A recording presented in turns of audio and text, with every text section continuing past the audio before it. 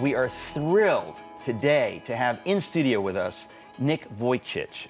You've probably seen him on these internet videos which have gone viral. You've probably heard about his ministry, Life Without Limbs. He's got a new book out. We're just really happy to have him with us right here. Welcome to Hunter Huntley. Thank you so much. Love you guys. Most people, if they're just tuning in, want to know what's going on. Why do you have no arms and legs?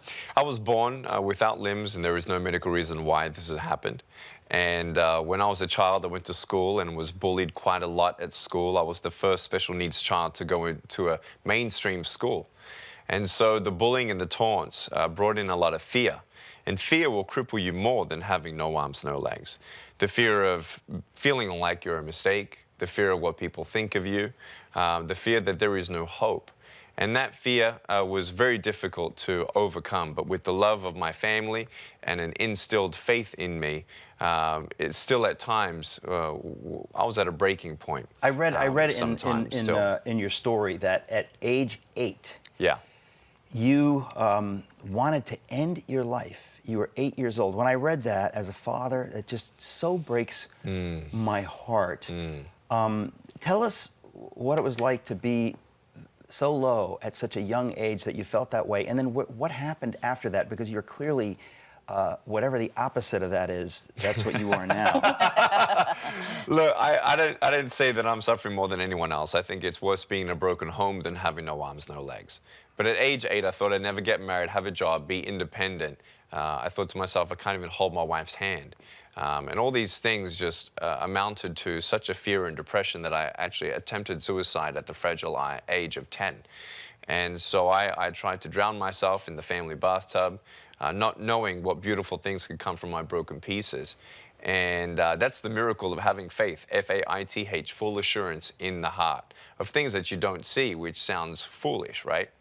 But I'm just so thankful. The first turning point for me was when I hurt my foot playing soccer. I realized I need to be thankful for what I still have. Okay, people don't know that you're not joking. Can you break this down for us? What's that? Which part was I not joking in?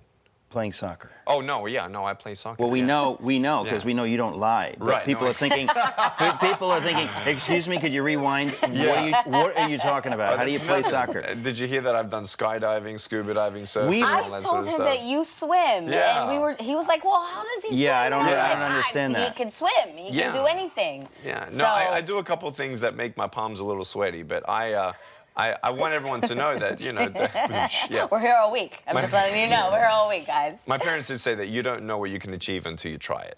And the big thing for me was not just an attitude change, because a positive attitude is not enough. You've got to be crazy. You need hope, real hope.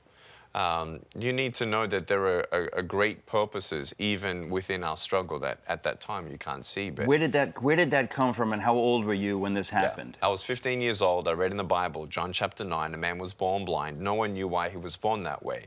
And I'm like, hey, that's sort of my question. And no one knew why I was born this way. But Jesus said he was born that way so that the works of God would be revealed through him. And I can only imagine that the people witnessing the miracle around that day, that they would change forever. And if I can just be a miracle for some person to come to heaven and live forever, and they look at me and cry up there and say, Nick, thank you for helping me believe that heaven was real, that's all worth it. And so the message is, when you don't get a miracle, be one. And I met a little boy with no arms, no legs 8 years ago. It was the first kid that I'd ever met just like me. I was 24. And now he has an older brother, and I went to his school because he was getting bullied and teased. And so now I can be that miracle to help those kids at school treat him better, and now he's the coolest kid in the school. I have to say, it's hard for me to believe that, you know, you hear about bullying, and like, I get it. But when I hear that kids could be so cruel. Deep down, we don't know the brokenness that teenagers have. In fact, when we were in Hawaii, we did 19 schools, spoke to about 40,000 people in a couple of weeks, and 12.8% of all teenagers in Hawaii actually have already attempted suicide. And so Say that again? 12.8% of all teenagers, according to Time and Life survey, say that 12.8% of teenagers have already attempted suicide. That's epidemic. That's unbelievable. Why do you believe, like, the kids, that's their choice now? Why do you believe that there's been such a... this thing of like suicide is the first option. There isn't anything else for me, just suicide. It's now, in their terms, a viable option, because now with social media and everyone just seeing all the violence in the world, I feel like when someone hears about it, I mean, in Asia, when a celebrity committed suicide, 10,000 fans committed suicide right after. And so there is this, we know that the devil is out there to seek, to kill, destroy. I was going to say, this is when people bring up those levels, I mean, just as you did of suicide, right? The first thing I think of is, that's like out of the pit of hell for young people to want to kill themselves, and for it to be, as you put it, a viable option. I'll tell you right now, for me, we did surveys in the school there and then, and 1/3 of the reason why people are committing suicide, trying to commit suicide, sorry, is because of bullying. 2/3 is because of abuse at home. So it's the attack, principalities and powers of darkness that really attack you and take your joy and take the truth of who you are. The truth of why you're valuable. And that's where Stand Strong, the book, comes in. We just Okay, so the new book it. is Stand Strong. Stand Strong. You can overcome bullying and other stuff that gets you down too. That's the subtitle. And so you see me on the front cover looking mean, you know, and these other people around me. And so yeah, I'm really encouraging this next generation to come back to the truth and the basics of their value and their purpose that's not determined on what the world's telling them, or even trying to change themselves how they look and all these sorts of things. It's kind of funny thing, because when people say like, oh, anything's possible, it sounds like a cliche. In your case, it's as close to not being a cliche as anything I've ever heard in my life. That's awesome. It's just, it's an extraordinary He's got thing. skydiving, he's got, I mean. But you've done all these things, and it almost sounds like a joke. No, you didn't do that. It's like, yes, you did. You've done unbelievable things. And what is the reaction to you? I mean, you say you're speaking at a lot of schools. By the way, I'm thrilled to hear this. What is the reaction? What do kids think?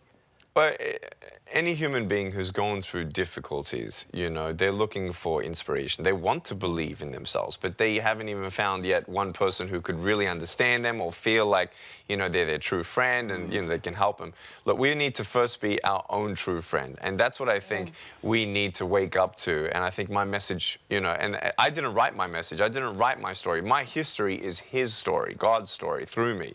To hear you say that it is your faith. It's not just a positive message. I mean, you didn't have a positive message until you let God into your life. And I think it's important for people to know that, at least the three of us would say that I don't know how you get from hopelessness to hope apart from letting the God of hope into your life. Because, you know, when you said you were 15, you're reading the book of John, and just the idea that somehow you knew that was true. It was not just a nice idea to make you feel better. Or another book. Since this is TV, of course, we're out of time. So we're going to have an extra interview with you on our website, 100huntley.com. So go to 100huntley.com to see what we're going to talk to Nick about as soon as we close. But it's been a thrill to have you here. Absolutely. So and God if there's bless you. anyone who's like looking for a little faith message sort of content as well, go to lifewithoutlimbs.org. It may be an encouragement to you and your family. Lifewithoutlimbs.org. All right. Yep. Thank you so much for having me much. here. Thank you. Thanks so much. Our joy. Thank you.